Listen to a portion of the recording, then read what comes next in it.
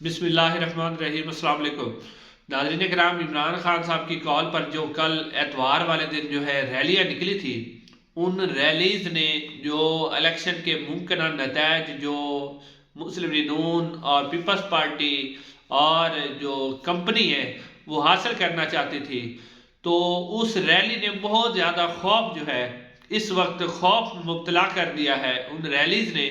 جو لوگ نکلے ہیں، حالانکہ لوگوں کو اس بات کا پتہ تھا کہ انہیں گرفتار کیا جائے گا، ان کے اوپر کریک ڈاؤن کیا جائے گا اور ان کو تھانوں میں بند کیا جائے گا، لیکن پھر بھی لوگ نکلے۔ اب وہ جو لوگ نکلے ہیں نا، وہ ڈر جو بیٹھ گیا ہے، تو اس ڈر کی وجہ سے اب الیکشن کو مینج کرنے کا ایک نیا پلان، نیا منصوبہ سامنے آیا ہے۔ وہ آپ کے سامنے رکھتے ہیں کہ اب کیا جو کنگ میکر ہیں، جو حکومت بنانے ہیں، جو نواز شریف صاحب کو لائے ہیں، انہوں نے نیا الیکشن کمیشن کے ساتھ مل کر کیا پلان بنایا۔ اس کے علاوہ ناظرین، آج جو فوجی عدالتوں کے ٹرائل کے حوالے سے پہلے آپ یہ خبر ایک دو خبریں لے لیں، اس کے بعد میں انشاءاللہ آپ کے سامنے اس کی تفصیلات بھی رکھتا ہوں۔ ناظرین، فوجی عدالتوں کا جو ٹرائل جو 5 رکنی بینچ کر رہا تھا، جس کے جو سربراہ تھے جسٹس طارق مسعود صاحب تھے، وہ آج جب اس کے اوپر سماعت ہونے لگی تو سماعت کے دوران جو جسٹس سردار طارق مسعود صاحب تھے، انہوں نے سماعت کرنے سے انکار کر دیا اور انہوں نے کہا کہ جی میرے اوپر اعتراضات ہوئے، لہذا میں اس کیس کی سماعت نہیں کروں گا۔ حالانکہ ناظرین کرام، جب فوجی عدالتوں کو ٹرائل کو پچھلی جو سپریم کورٹ تھی جسٹس عمرہ عبدیال کی سربراہی میں، انہوں نے اس کو کالعدم قرار دیا تھا، تو جب دوبارہ یہ کیس سماعت کے لیے مقرر ہوا تھا تو اس کے اوپر لطیف کھوسہ صاحب نے بھی اور بھی بہت سے جواد خواجہ صاحب نے بھی ان کے اوپر اعتراض کیا تھا کہ جسٹس سردار طارق مسعود کے اوپر کہ آپ چونکہ اپنا پہلے ہی جو ہے وہ ذہن دے چکے ہیں، اپنا مائنڈ جو دے چکے ہیں، تو آپ اس بینچ میں بیٹھنے کے اہل نہیں ہیں۔ لیکن انہوں نے اس وقت انکار کر دیا تھا اور کہا کہ میں اس بینچ کے اندر بیٹھوں گا۔ لیکن آج پتہ نہیں انہیں اچانک کیا خیال آیا، جب اس کے اوپر فائنل کوئی فیصلہ ہو جانا تھا تو سٹے انہوں نے دے دیا تھا کہ فوجی عدالتیں کام کر سکتی ہے لیکن فیصلہ نہیں کر سکتی۔ آج وہ یکدم بینچ سے جو ہے وہ چلے گئے۔ اب جو ہے بینچ نیا بنے گا تو اس کے اوپر نئی سماعت ہوگی۔ اس کے علاوہ قاضی فیض صاحب کی عدالت میں بھی آج سماعت ہوئی،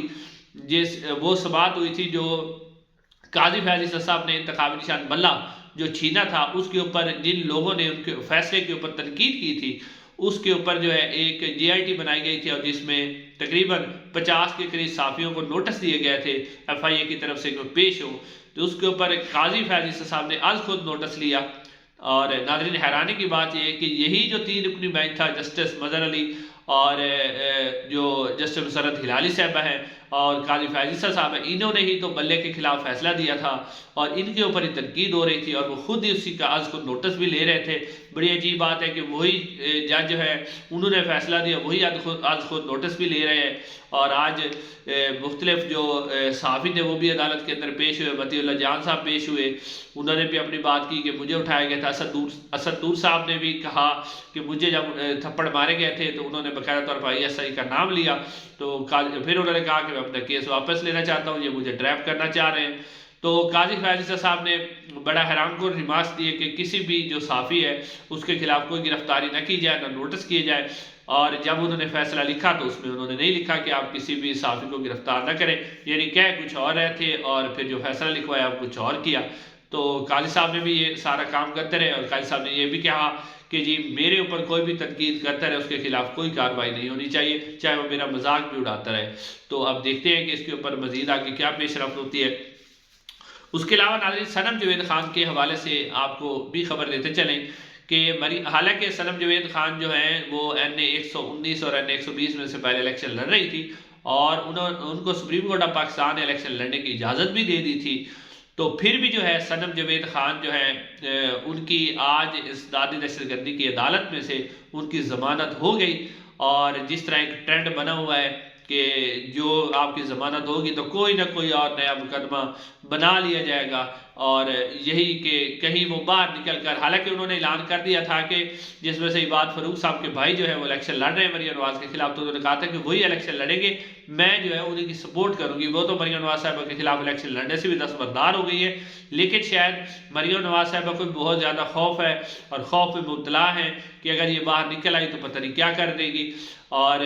آج جناب ان کے اوپر ایک اور مقدمہ بنا دیا گیا، وہ ہے جی تھانہ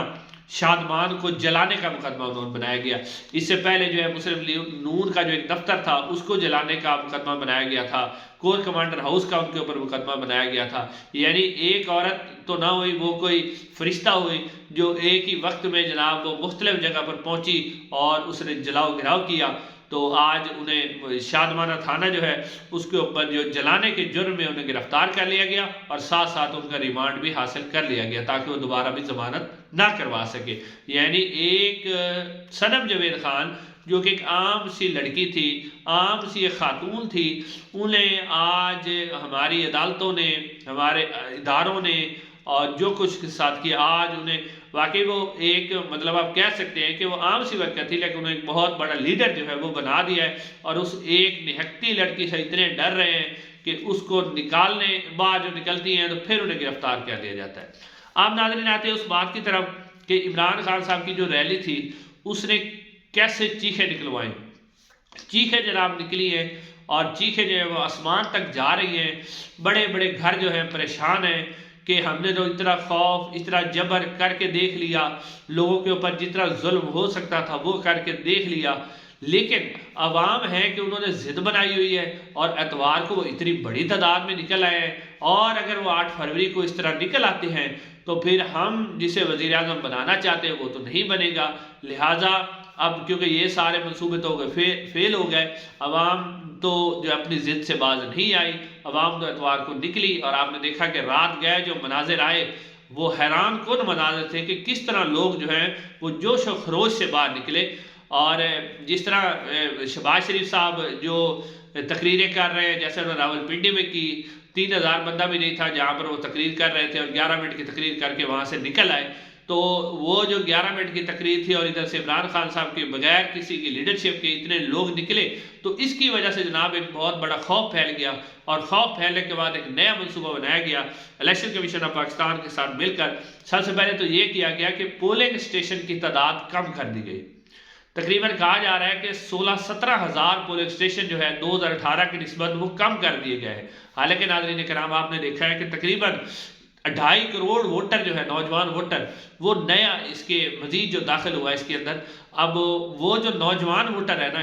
اس کے ٹرن آؤٹ کو روکنے کے لیے پولنگ اسٹیشن کی تعداد کم کر دی گئی ہے. خاص طور پر جو گاؤں ایریاز ہے وہاں پہلے ایک ایک گاؤں کے اندر 2 پولنگ بوتھ ہوتے تھے، 2 پولنگ اسٹیشن ہوتے تھے. اب 2 3 گاؤں کو ملا کر ایک پولنگ اسٹیشن بنا دیا گیا ہے. اس طرح شہروں میں بھی جہاں 4 پولنگ اسٹیشن کو اکٹھا کر کے ایک پولنگ اسٹیشن بنا دیا گیا ہے. اس کا صرف اور صرف ایک ہی منصوبہ ہے کہ کسی طرح اگر یعنی کہ ڈرے ہوئے ہیں، اتنے خوف زدہ ہیں کہ پاکستان تحریک انصاف کا ووٹر اگر باہر نکل آیا، نوجوان ووٹر، تو وہ ووٹ ڈالے گا. لہٰذا پولنگ بوتھ جو ہیں وہ کم کیے جائیں تاکہ لوگ کی تعداد زیادہ ہو اور لوگ جو ہیں لائنوں میں لگیں اور رش سے، ڈر سے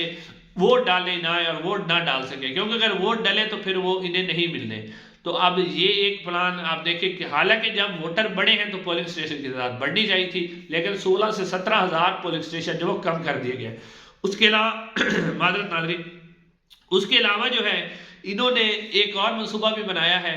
کہ جناب اگر اس دن پاکستان تحریک انصاف کا جو پولنگ ایجنٹ ہوگا اس کے اوپر پہلی بات ہے کہ پولنگ ایجنٹ جو بھی نظر آئے پولیس کو حکم دیا جائے گا کہ اسے اٹھا لیا جائے، اسے گرفتار کر لیا جائے، پولنگ ایجنٹ کھڑا ہی نہ ہونے دیا جائے. اگر وہ کھڑا ہو جاتا ہے پولنگ ایجنٹ تو پھر دوران گنتی جو ہے اس کو ہر صورت میں باہر نکال دیا جائے. اگر وہ باہر نہیں نکلتا تو پولیس کو حکم دیا جائے کہ اسے اٹھا کے لے جاؤ. اس کے علاوہ جو ایک اور بھی یعنی ایک کوشش کی جا رہی ہے اور انٹرنیٹ سروس کے حوالے سے بھی خبریں آ رہی ہیں کہ اس کو بھی بند کر دیا جائے گا. اور انٹرنیٹ سروس بند کر کے تاکہ جو کوئی دھاندلی کی بھی جائے کہ جس طرح پرانے طریقے ہوتے تھے کہ بیلٹ پیپر رکھ لینے پھر اس کے بعد ٹھپے لگا کے وہ ڈال لینے، تو نہ کوئی ایجنٹ ہوگا اور نہ سوشل میڈیا ہوگا. سوشل میڈیا کو جو ہے انٹرنیٹ بند کر دیا جائے گا تاکہ دھاندلی کی جائے تو کسی کو پتہ بھی نہ چلے کہ دھاندلی ہو رہی ہے نہیں ہو رہی. تو یہ جو 8300 والی اس وقت تو سروس چل رہی ہے. تو اب جو ناظرین بھی اپنا ووٹ چیک کرنا چاہتے ہیں انہیں چاہیے کہ وہ جلد سے جلد جو ہے 8300 پر اپنا شناختی کارڈ نمبر میسج کر کے اپنا پولنگ اور جو آپ کے پولنگ اسٹیشن کی جگہ ہے وہ معلوم کر لیں، کیونکہ اس کے بارے میں بھی خبریں آ رہی ہیں کہ اس کو بھی بند کر دیا جائے گا. ابھی تک ہے بھی فری، اب فری کر دی گئی، اس کے اوپر کوئی چارجز نہیں ہے. لہٰذا جو بھی ناظرین جس مرضی پارٹی کو ووٹ ڈالنا چاہتا ہے تو اپنا ووٹ بینک یہاں سے معلوم کر سکتا ہے، کیونکہ اس کے بارے میں خبریں آ رہی ہیں کہ اس سروس کو بھی بند کر دیا جائے گا. اتنا خوف جو اس ریلیوں کا پھیلا ہے. انشاءاللہ اگلے